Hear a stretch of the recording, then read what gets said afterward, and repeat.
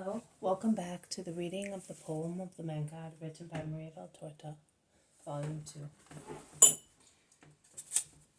Chapter 263, Part 2, A Day of Judas Iscariot at Nazareth.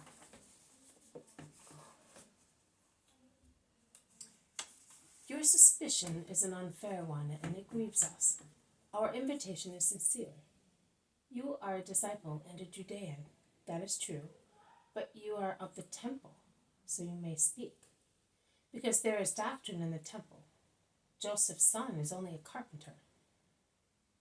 But he is the Messiah. He says so, but is it true, or is it delirium? But, people of Nazareth, what about his holiness? His holiness? Judas is scandalized at the incredulity of the Nazarenes.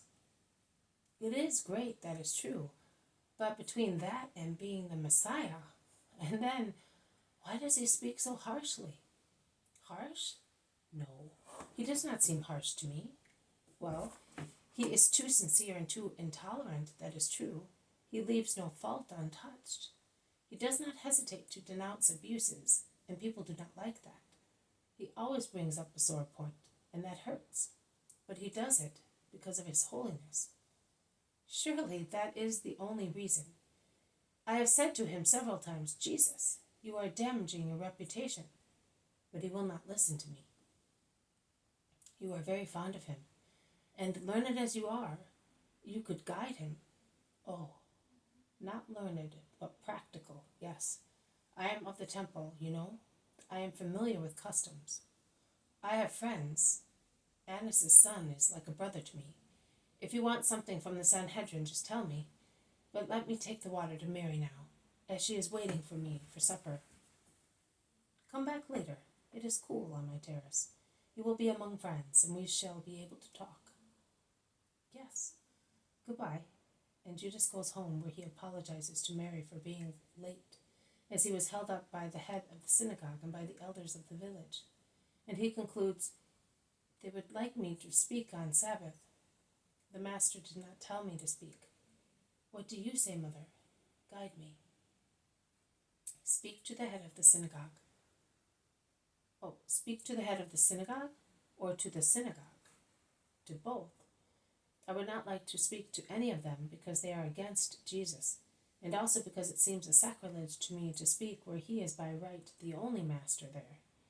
But they insisted so much. They want me after supper. I have almost promised them to go, and if you think that by speaking I may be able to mitigate their spirit of resistance to the master, which is so unpleasant, I will go and speak to them, although it is so burdensome to me. I will speak as best I can, very simply, endeavoring to be very patient in view of their stubbornness, because I have realized that it is worse to be hard. I will not make again the mistake I made at Esdraelon. The master was so upset about it, he did not say anything to me, but I understood. I will not do it again. But I would like to leave Nazareth after persuading the people that Jesus is the Messiah, and is to be believed and loved. Judas is speaking while sitting at the table, at Jesus' place, and eating what Mary has prepared for him. And it hurts me to see Judas sitting in that place, in front of Mary, who serves him like a mother. She now replies, it would be a good thing if Nazareth understood the truth and accepted it. I will not hold you back. You may go. No one can say better than you whether Jesus deserves love. Consider how much he loves you, and he shows it by always excusing you and satisfying you whenever possible. Let that consideration inspire you with holy words and deeds. The supper is soon over. Judas goes to water the flowers in the garden before it gets too dark, and he then goes out, leaving Mary on the terrace, intent on folding the clothes she had hung out to dry. And Judas, after greeting Alphaeus of Sarah and Mary of Clopas, who are talking, standing at the door of the latter, goes straight to the house of the head of the synagogue. Also the Lord's 2 cousins are present with other 6 elders.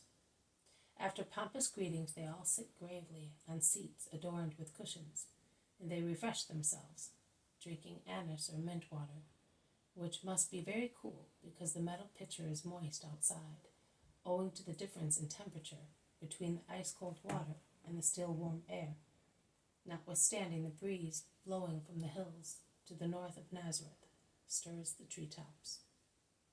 I am glad you agreed to come. You are young. A little relaxation is good for you, says the head of the synagogue, who is full of attention towards Judas. I was afraid of bothering you if I had come earlier. I know that you are rather disdainful towards Jesus and his followers. Disdainful? No, skeptical. And we are hurt by his, let us admit it, by his too crude truth. We were under the impression that you disdained us, and that is why we did not invite you. I disdain you. On the contrary, I understand you very well, of course. But I am sure that at the end peace will be made between you and him. It suits both you and him. It suits him because he is in need of everybody, and it suits you because it does not pay to be considered enemies of the Messiah. And do you think that he really is the Messiah? Asks Joseph of Alphaeus. There is no trace in him of the royal figure predicted by the prophets. Perhaps it is because we remember him as a carpenter, but where is the liberating king in him? This has been a reading from the poem of the Man-God, written by Maria Valtorta, Volume 2, Chapter 263, Part 2, A Day of Judas Iscariot at Nazareth. Thank you for listening. I will see you tomorrow. May God bless you, and may peace be with you.